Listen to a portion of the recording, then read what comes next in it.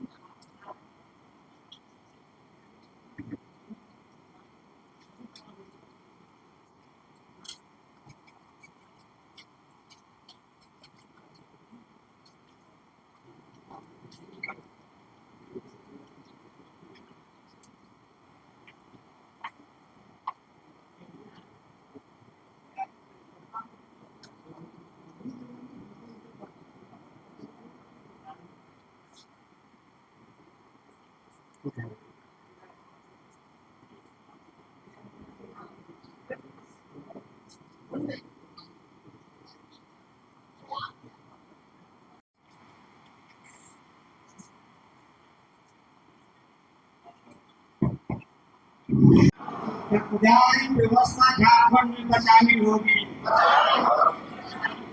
सुधारों के रिक्त पदों पर अवैध नियुक्ति करना बंद करो। सुधारों के रिक्त पदों पर अवैध नियुक्ति करना बंद करो। आज आप लोग पुराना विधानसभा में एक बैठक रखे हैं, क्या उद्देश्य?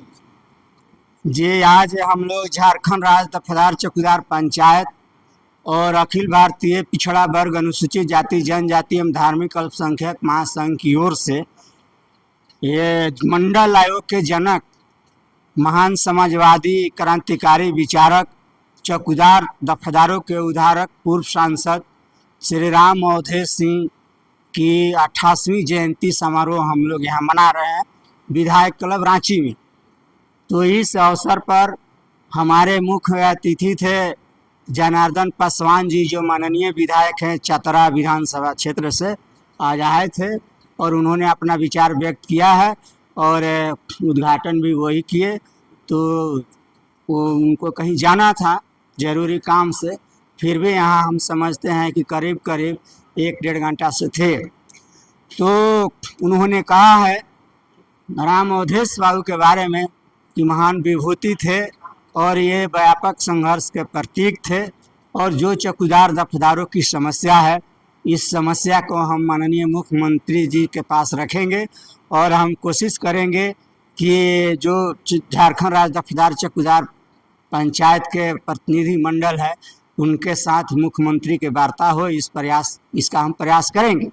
आपके चैनल के माध्यम से हम यही कहना चाहते हैं कि राम अवधेश सिंह संघर्ष का नाम है और जीवन भर ये संघर्ष करते रहे, चाहे विधायक हों, चाहे सांसद रहे हों, और जनता के सवालों को लेकर के सड़क से लेकर संसद तक जीवन भर संघर्ष किए और बहुत मामले में मुकाम पर भी पहुंचाए, चाहे चौकीदार दफेदार का मामला हो या पिछड़े वर्ग के लोगों को सरकारी सेवाओं में सामाजिक आधार पर, शैक्षणिक आधार पर आरक्षण दिलाने की मांग हो।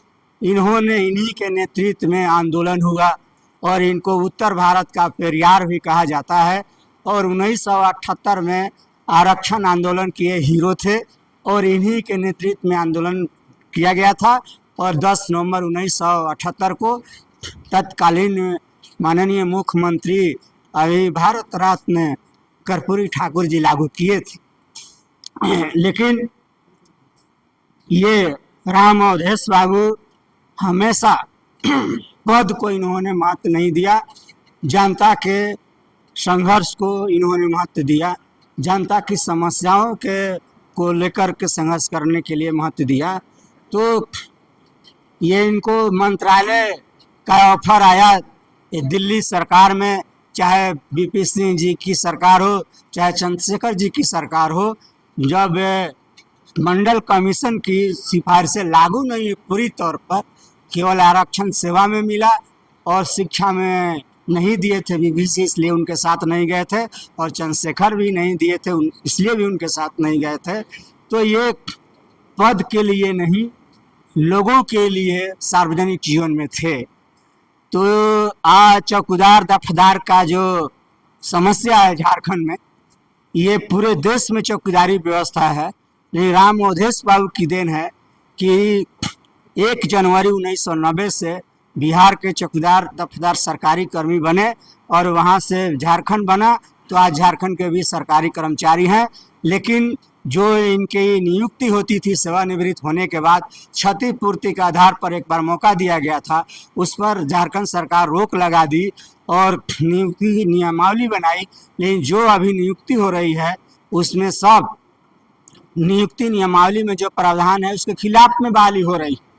तो हम लोग मांग कर रहे हैं कि अवैध नियुक्ति रद्द करो और जो सेवा विमुक्त चौकीदार हैं इनको पुनः वापस लीजिए और एवजी चौकीदारों की नियुक्ति करिए और इस बाबत तत्काल आप अध्यादेश जारी करिए, नहीं तो झारखंड विधानसभा से आप विधेयक पास कराइए ताकि इनकी समस्याओं का समाधान हो। अगर आप नहीं करेंगे, हम ये सो मोटो नहीं रह गया। 1 महीना हमने 2023 में राजभवन पर धरना दिया था और 2024 में एक बार 20 दिन धरना दिया था राजभवन पर। जेल भरो अभियान भी चला। जेल भरो अभियान चलाया था, मुख्यमंत्री आवास का घेराव किया था, न्याय मार्च निकाला था। तो सो मोटो नहीं रह गया है। माननीय मुख्यमंत्री जी यदि मूल निवासियों का सही रूप से काम करना चाहते हैं तो ये तो अपवाद के छोड़ करके 100% मूल निवासी, और ये भी सच्चाई है कि 95% अनुसूचित जाति जनजाति और धार्मिक अल्पसंख्यक आदिवासी के लोग हैं।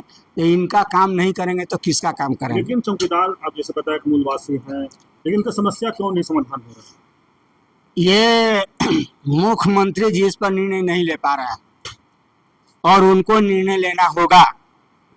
और यदि सार्वजनिक जीवन में वो आए हैं कि गरीबों का हम काम करेंगे, उनके अधिकारों की रक्षा हम करेंगे, तो ये गरीब लोग ही हैं और मूल निवासी भी हैं, आदिवासी भी हैं, दलित पिछड़े भी हैं। तो इनके अधिकारों की रक्षा नहीं कर पाएंगे तो हम समझते हैं कि इसकी उनके लिए और समाज के लिए भी बहुत एक कष्टदायक बात हो। मेरा नाम कृष्ण दयाल सिंह है, झारखंड राज्य दफ्तर चौकीदार पंचायत के प्रदेश अध्यक्ष। आज आप लोग दिवंगत राम मोधेश सिंह का 88वीं जयंती समारोह मना क्या चौकीदारों की समस्या के लेकर? जी, इनके बारे में हमारे जो मसीहा है दिवंगत राम मोधेश सिंह, जिनका जयंती मना रहे हैं, आपका नेताजी हमारे सब बता चुके हैं। हम लोगों का जो मांग है हेमंत सरकार से आज के इस मंच के माध्यम से कि चौकीदारों के बहाली में बहुत गड़बड़ी हुआ है और विज्ञापन निकाल कर बहाली किया गया है, जिसमें धोखा हुआ है हम लोग के साथ।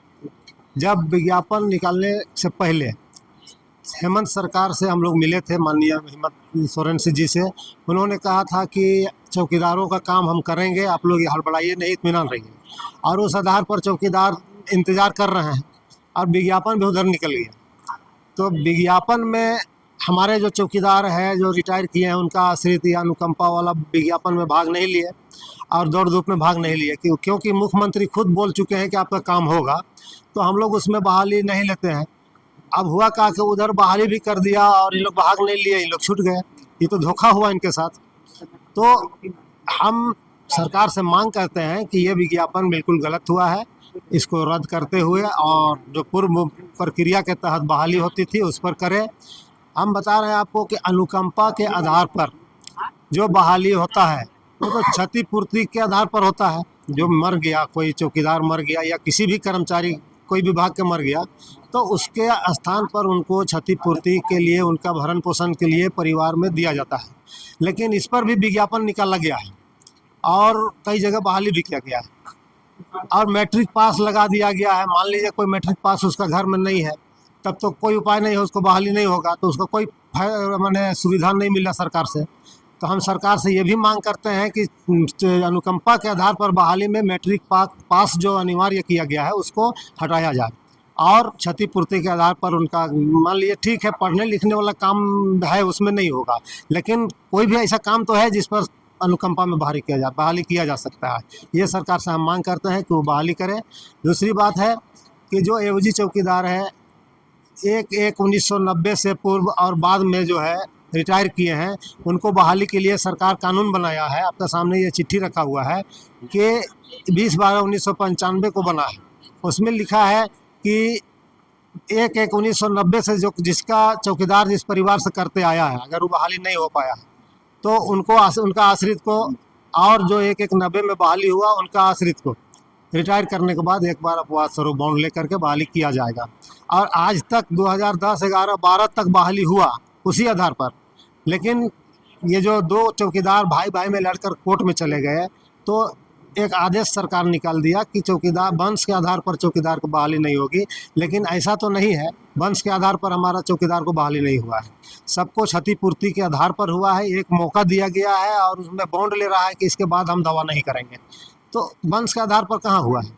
तो हम सरकार से ही मांग करते हैं, हेमंत सोरेन सरकार से, कि हम लोगों का समस्या को संज्ञान में लेते हुए और हम लोगों को मिलने का मौका दिया जाए, बात करने का मौका दिया जाए और हम लोगों का काम करें। शमसुल अंसारी, जिला अध्यक्ष लोहरदगा।